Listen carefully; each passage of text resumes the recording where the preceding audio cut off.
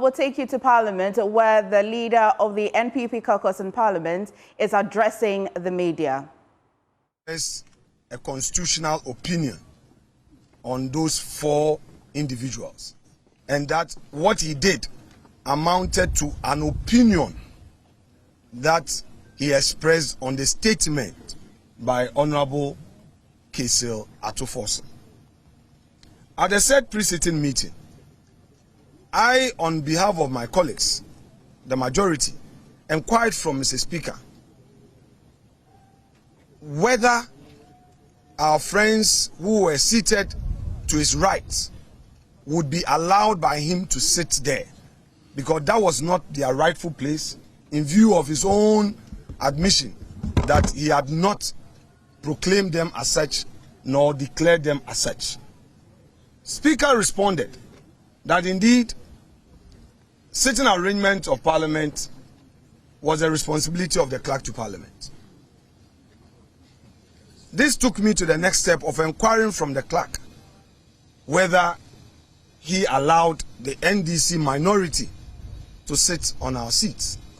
He said, indeed, we had our name tags, that is the MPP majority had their name tags at those seats that we already occupied, and that it was not he who did that. So obviously, one was expecting Mr. Speaker to direct the NDC to do the right thing. He refused. Subsequently, Mr. Speaker engaged the Council of State, or perhaps let me say the Council of State held meetings with Mr. Speaker. As a majority leader and leader of government business and leader of the House, I had the opportunity to also meet with them. The understanding I had from the meeting as a sequel to the meeting they had already held with Mr. Speaker was to the effect that Mr. Speaker will direct the NDC minority to sit at their right place, which is the left of Mr. Speaker. That was the understanding I had. I subsequently had a call from the Peace Council. The Peace Council informed me that they had engaged Mr. Speaker on the issue before Parliament, and Mr. Speaker had indeed indicated to the Peace Council that he had not ruled, neither has he proclaimed the NDC minority, and that should we resume or should Parliament reconvene, the NDC minority will go back to their seats. Several other prominent Ghanaians, who for some good reasons I would not want to mention their names, who had engaged Speaker on this matter, had also reached out to us, the majority caucus, and assured us that Mr. Speaker's engagement with them resulted in he admitting that indeed there was no such ruling, which ruling would now proclaim the NDC as a so-called new majority. Now, from the horse's own mouth, granted that all these prominent people misrepresented to us, the majority, yesterday, Mr. Speaker himself, in his press conference in the afternoon, enumerated a number of things. Amongst them, he said he had not made a ruling. He told the whole of the country that he had not made a ruling. So, if he claims that what he did was a formal communication in response to a statement from the minority leader, then why is he supervising chaos in the House? What Mr. Speaker did today amount to supervising chaos and bringing the image of democracy to disrepute. The NDC minority members were all over claiming that we, the majority, did not attend a so-called business committee meeting that they called. Who are they? When did we constitute a new committee in Parliament? I chaired the business committee of Parliament. And when the clerk to Parliament asked for the business committee meeting, I was very explicit that the subject matter of the recall, which was approved by Mr. Speaker, is a very matter for consideration. So there's no need to have another business committee. Business committee is to decide on the business of the House. On this occasion, you have made an application, which application has been granted. And the items that were approved were the very things to be decided on. So I directed that the order paper should be printed to reflect all those items. Fortunately, Mr. Speaker himself read the two letters, the first one and the second one that amended the first, and indicated to the whole country that indeed our deputy majority whip, the second deputy majority whip, had actually sent those letters to him. He acknowledged him as such. Clearly, the NDC is on a warpath. They want confusion in this country. They want lawlessness in this country. And all these are being supervised by Mr. Speaker. Yes. It is sad. It is very sad. And I would want to entreat you, the media, to call them out, to call the NDC out, to call Mr. Speaker out. Because what is it? What at all is the issue? You have made a ruling which you now say is an opinion. We disagreed with you. We've gone to another forum where, by law, that forum has the power to interpret the law. We respected Mr. Speaker's ruling. In all of these, my first interview after his ruling was with the fact that I respect him, I disagree with him, therefore my colleagues and I were withdrawing from the chamber and will pursue the matter at the Supreme Court, which matter he was already aware was pending at the Supreme Court. And I will repeat the point I made a week ago.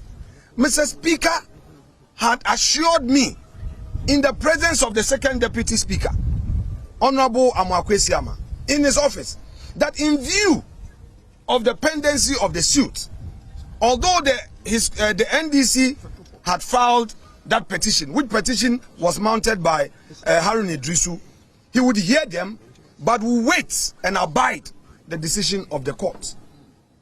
I was fair enough, I was transparent enough to have engaged him as a head of this assembly, that because Haruna had raised the issue and to avoid confusion, I was going to the Supreme Court to seek interpretation. I did not go to Supreme Court in bad faith. And it wasn't the case that a matter was happening in Parliament and I ran away to the Supreme Court. I ran away from Parliament to Supreme Court to seek refuge. No. I foresaw confusion. And indeed, what Harun Idrisu filed, why did they set it aside? Harun Idrisu had initiated a process under Order 99 of our rules, which will require a process to be set in motion. Why did they suddenly come under Order 93, which allows for a statement, when in the history of this Parliament, since 1992, did a statement metamorphose into a motion, which motion now will require a ruling? You see, Speaker is setting the country on fire. Yesterday, we were disappointed with his non-reconciliatory posture during this press conference. Indeed, we, the majority caucus, call on Mr. Speaker one more time to demonstrate statesmanship. We want Mr. Speaker to know that although we were not happy on the day he was elected, some of our colleagues perhaps has seen something good in him. It wasn't the NDC that put him there for him to do the bidding of the NDC. Perhaps people felt that he could be someone who will bring all of us together. Yes. There are things that we cannot say into the camera. But Mr. Speaker is hurting democracy. Yes. What Mr. Speaker is doing is to rehearse what the NDC is likely to do should they lose power, to bring chaos, to cause confusion. How can Mr. Speaker say that he respects the constitution, but he will not subject himself to the dictate of the judiciary. How can you say that the judiciary is in collusion, is colliding with the president, and you mention the president as a person, as an individual? How? What Mr. Speaker is doing is in bad faith. First of all, he subjected himself to the jurisdiction of the Supreme Court. And after losing at the Supreme Court, he turns around to attack the Supreme Court. His own lawyer, my respected senior Thaddeus Sori, in court, argued forcefully that Mr. Speaker made a ruling, and he sought to justify the so-called ruling and even challenge the jurisdiction of the court in entertaining my application. For him, the matter comes under Article 99 of the Constitution and not under Article 197. 97 G and H of the Constitution. To the NDC lawyer, to the Speaker's lawyer, who had received firm instructions from the Speaker, the position of the Speaker was home and dry, was on all fours right, and that Mr. Speaker had ruled, and that those members could not come to Parliament. Again, he had emphasized that the right forum was the High Court. All these points canvassed by Mr. Speaker's lawyer were overruled. The matter was heard in the full glare of the public. There was a live broadcast of the Supreme Court proceedings of that day. The ruling of the Supreme Court has been procured by me as plaintiff. The Supreme Court bailiff has served the ruling, the second ruling, on Mr. Speaker. His lawyers were given up to 3rd of November to file their written submissions, statements of case in defense, if any.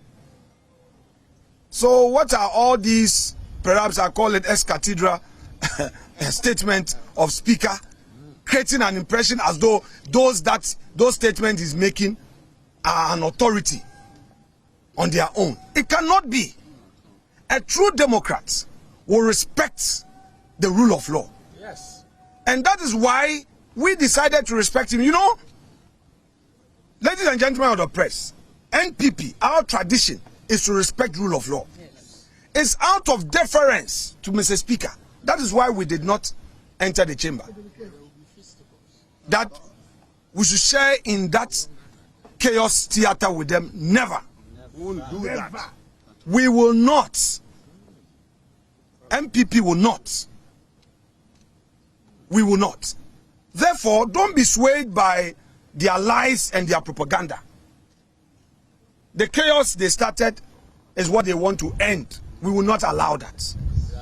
We believe that we have to win the elections right at the polling station, and would go and work. Right now, what the NDC has done, basically, are the following. One, they don't want Ghanaians to receive their pay, public servants, because they know that after the elections, there will be no budget.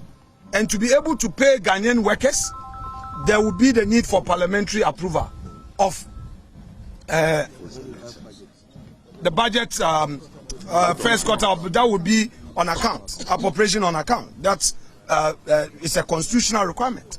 So that is what they want. They want to stampede it. Two, they want to again create a certain impression that Ghana is lawless. Ghana is not lawless. We will not allow them to give a wrong impression to the international community. We will respect the law. Three, all these businessmen, you know, their fear is that under the 1D, 1F, these companies are going to create jobs. These companies will employ people. So their fear is that should these be addressed, it will mean that all their propaganda of unemployment would fall flat. So further to frustrate businessmen and drive them away. Are these Democrats? No. Now there are important things to do. We have the free SHS bill. which is before Parliament. Their main aim is to conspire with Mr. Speaker to prevent the free SHS bill from being passed.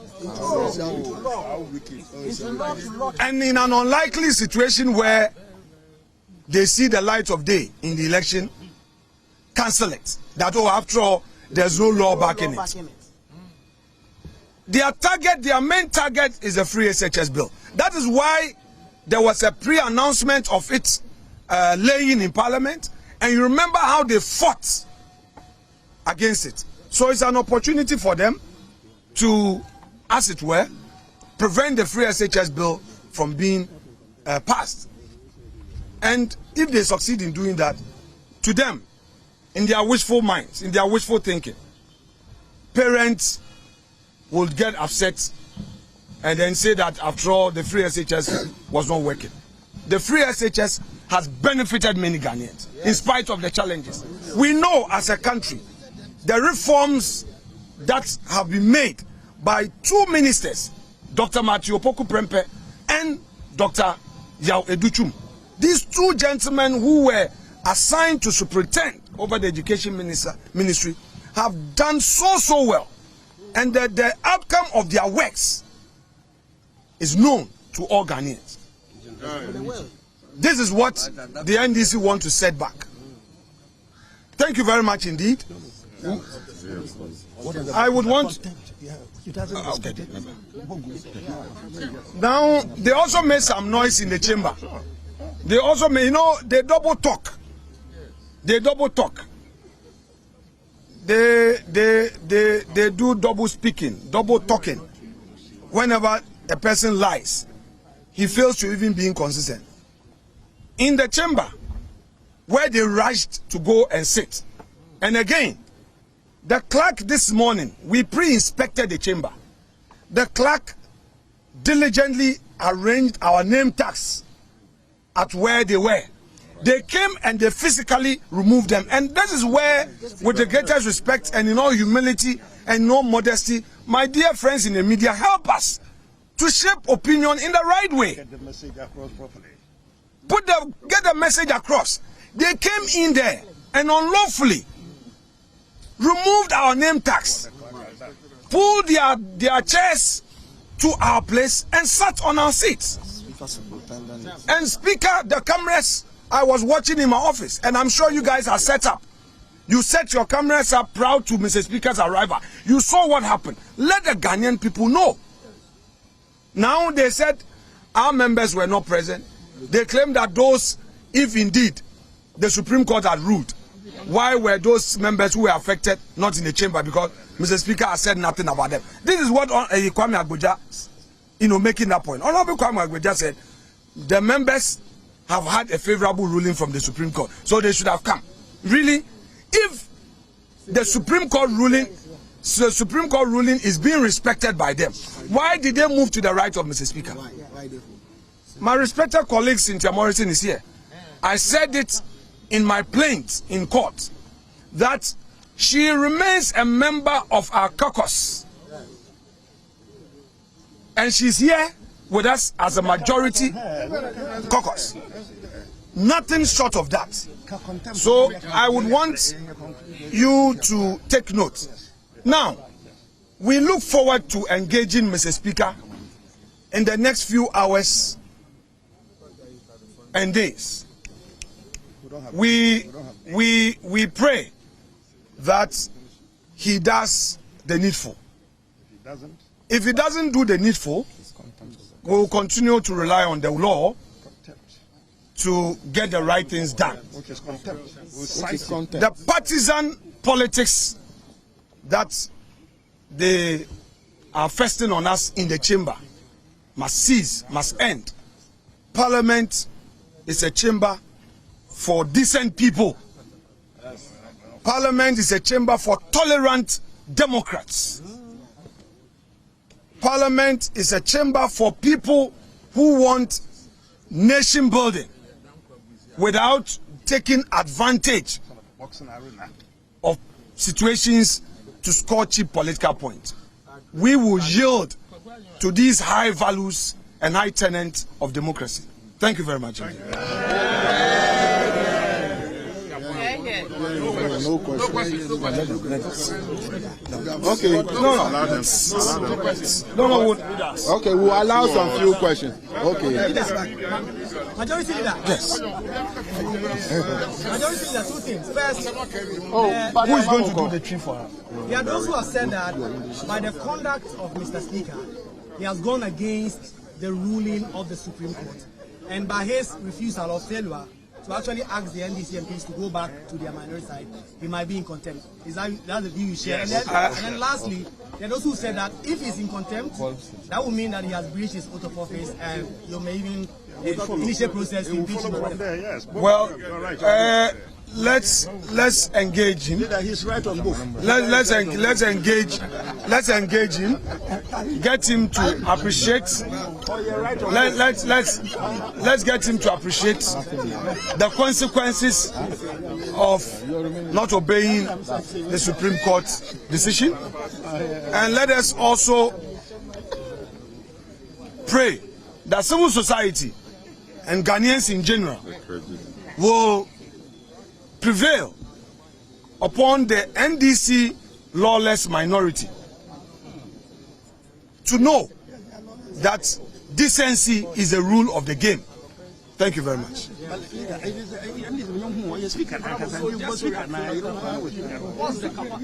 What capacity is Madam Sita here? She is a member of Parliament. Listen. Wait. You see, wait. I will not in any way attack any media house, but I believe that the discourse is a two-way traffic. For instance, I won't mention that station's name, but a station invited me, and when I went for a program, after we had agreed on the issues, they now said to me that a big man from that station says that they should address me as leader of NPP Caucus. And I asked that a Speaker of Parliament has made a pronouncement. Granted, at the first instance, he was right.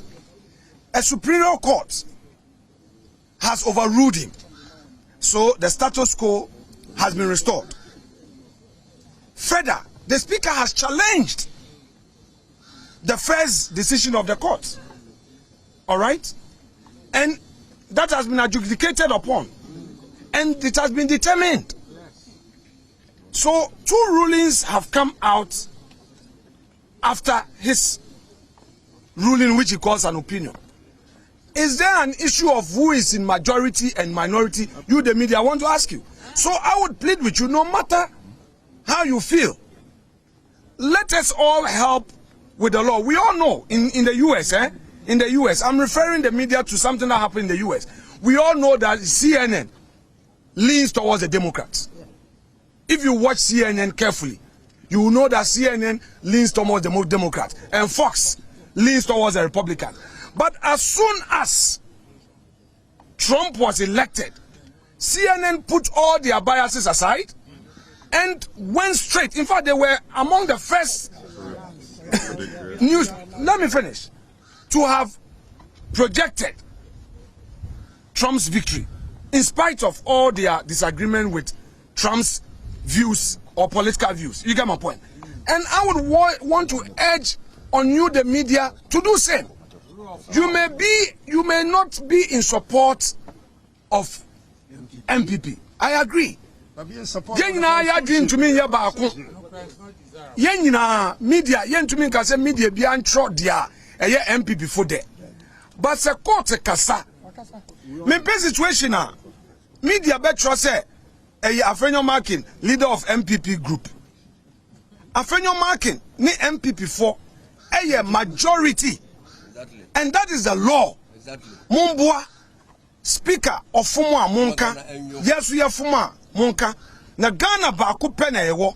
Their NDC for ni ya no person Ghana ejetomo. No one country is wa from on the side subai. Their speaker di kan ye no. Speaker, their speaker di kan ye no. Ye yan konto kwa o. Oka di oka ye no. Ye ndidi na tem. Ye ka chen say speaker. Wo de waka. Ye di court. na court ebia asem no court edi kan ebia asem no speaker say on ti ase of a lawyer Emma lawyer no call court eko kasa ma onu speaker said there be the Supreme Court ka no wafo Supreme Court afom Supreme Court ebu di asem no Ghana nyina hwe TV ena Supreme Court aka said there be speaker enye wo tumi na obetumi aka say obi seat we declare vacant eyenyen nti asem no eda yenim asem no so beda ha na wo ya aware nti eba ne say ena say wo be kasasa speaker lawyer na nkasa ka say speaker ye ruling okoso justify speaker asem o kan e ma ne ka say Supreme Court ko na ye wo no enye wo ne the right forum nti say ye kwa high court sansema ne lawyer kan ni na court den eboguye nti dia na ye expect an opay ni say speaker any NDC for no beka saka chom say there be baby amote na ye ho na mote e ho no ye edom kase NPP for Afenyo Markin omo anu sa Afenyo Markin ye omo majority leader omo ekonwa but speaker wan ye sa obetra ho no oye se we hu baby ankrofo ne te ba ni nyina ne se oni omo nyina no omo ye baako omo nyina NDC ansa na NDC for be bibi no no ankasa oni no oni omo ni na adwe ho nti omo nim de omo ye wo be hwe endra press conference oye no press conference oye no wan kasa se ope enkabom ana akroye o attack o mampeni o attack judiciary Supreme Court ekeka nsem bebria yen esanse ye bu no bi nti no yan be respondo say yet the oka yetie but yen MPP for embra na ye disunity yan be kase ntia no na ye expect say nde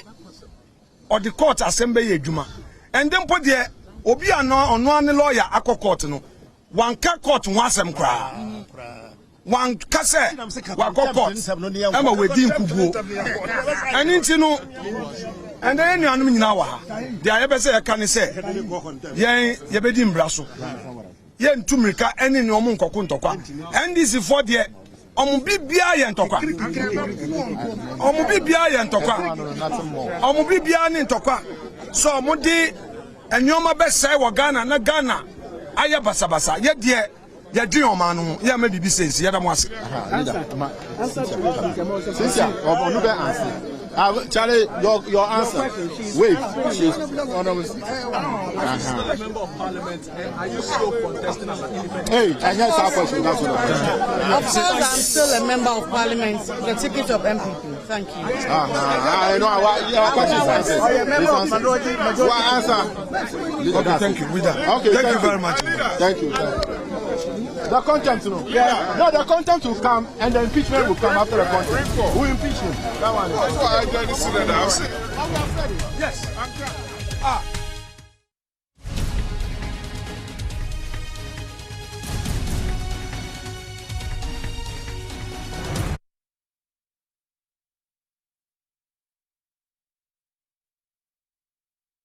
Welcome back. So you have just watched the press briefing by the NPP following the second time adjournment of Parliament. Among many of the things that Honorable Afenyo Markin has been saying is that the Speaker has been acting in bad faith, especially between yesterday and today after he addressed the media, accusing the President and the Judiciary of colluding to, in a way, not encourage government business. Now, some of the things that he's been outlining is the fact that the NDC, earlier this morning, we're going back to Parliament, but before that, NDC, when they went to Parliament, the clerk had arranged their name tags, but forcefully took off the tags and then took their position, as he's been alleging. But let's go back to Parliament and we'll bring you a wrap of that.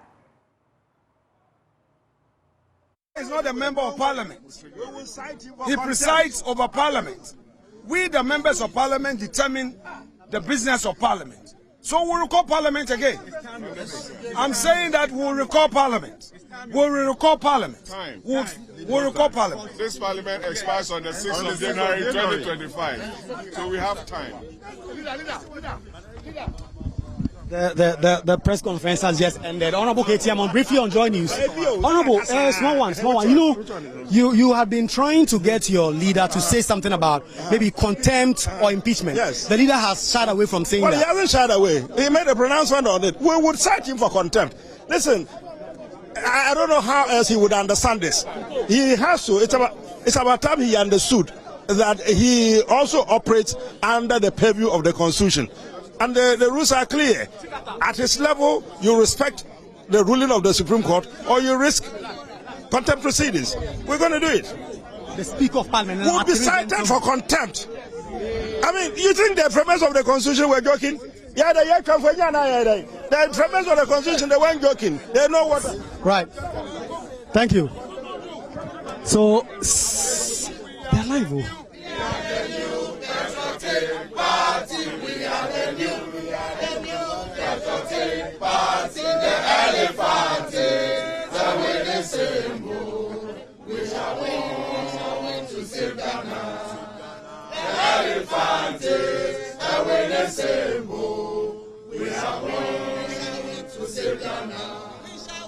We shall win to save Ghana.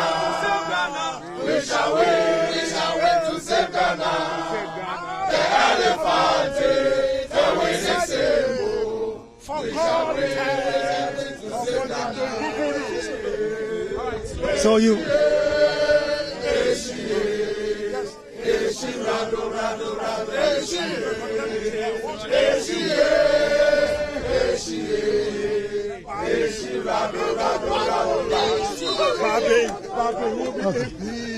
I'm cited for contempt and impeached. We're starting today. Right, so you've just heard from the NPP group in Parliament who have been addressing a news conference taking on Alban Bagbin for his conduct regarding the way he has made business go on in Parliament. They say that they're going to force the Speaker's hand to recall Parliament again. We have no idea when exactly that is going to be, but they are really furious. The leader himself fell short of going by the chance from his members to declare that they will cite the Speaker for contempt and perhaps even make a motion to impeach him. He really pivoted away from that. But Katie Hammond, even Habib Idris, to the Deputy Majority Whip, all of them. My colleague Kukwa Asante bringing us an update there, but here's a wrap of what Afenyo Markin has been saying in Parliament today, that some of the things that the NDC is conspiring against will be that public servants may not receive their salaries should Parliament not sit. Another thing that he mentioned as well is that the 1D, 1F businesses, which would allow employers employ more employees as well, they would want to prevent that one as well. Another thing they say that the NDC is interested in is the policy of the free SHS, which they think is a game changer for the NPP. Among other things that they've been accusing the NDC plus the Speaker as well, and you have just heard them say that they will still force his hand to recall Parliament. But let's still go back to Parliament.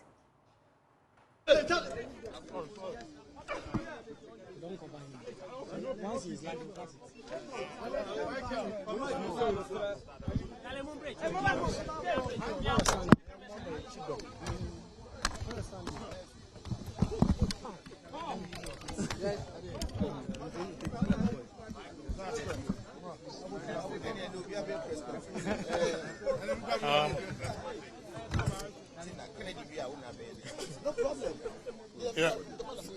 Friends of the media, good afternoon. I think my leader has spoken and I don't need to. Mine is not a press conference. What I want to tell the media, the message you have to carry is in the interest of our country, Ghana. I believe in Ghana. With what is going on in Parliament, it's not good for the country. I have advised my colleagues from the other side that, look, assuming you win the incoming election, would you get 2/3 of Parliament to take decisions? And they all said no. So I said, well, if you are saying that Professor Michael Quinn set a precedence and you are using that to take a position as you have done, Then what happens if you win election and you don't get 2/3? Do you expect NPP also to help for us to rule this country? That is my fear for Ghana. Whatever is going on, if we don't put an end to it and we politicize issues, Ghana, I'm telling you, in 2025, you will see worse things in Parliament. Because whoever wins and whoever loses will not cooperate. Then what will be the fate of our country? That is my major concern. Of late, I have not been speaking, but it's absurd to see grown-ups, members of Parliament, behaving the way we are behaving. It's simple. For peace sake, how many weeks left for the country to go through all what is going through? Don't think it's only NPP. It's Ghana going through these challenges. The way things are going, I believe that next month is going to be Christmas, and workers are not even going to have their salary because Parliament we have to approve. So media, I decided not to talk, but what I saw at the conference center when I was coming, I've been treating you, I'm pleading with you to be very objective. You see, taking entrenched position to support a political party will not help this country. And if you know the power of the media, if you do your work well, the respect you earn, I'm begging you, you are jeopardizing your positions in society because of the way some of you politicize issues, and it won't help this country. We all want to move forward. I personally don't care whoever wins, so long as we have a peaceful country that you can breathe. I've been to war-torn countries, and I know the sufferings some people are going through. That is why I don't preach for war. If not, I would have also encouraged whatever going on. I want to be the fate of the country. Today I shouted at my young man because he asked me a question, why are you running away? How can I run away? Let me tell you what actually happened this morning, which the leader did not address. He saw me going to I even entered the chamber. We were at a caucus meeting. So we took a decision that, look, Ken, go with the leadership, engage the speaker and the NDC people, then we go in. Because we heard they are sitting on our side, which is the right-hand side of the speaker. So go and engage the speaker.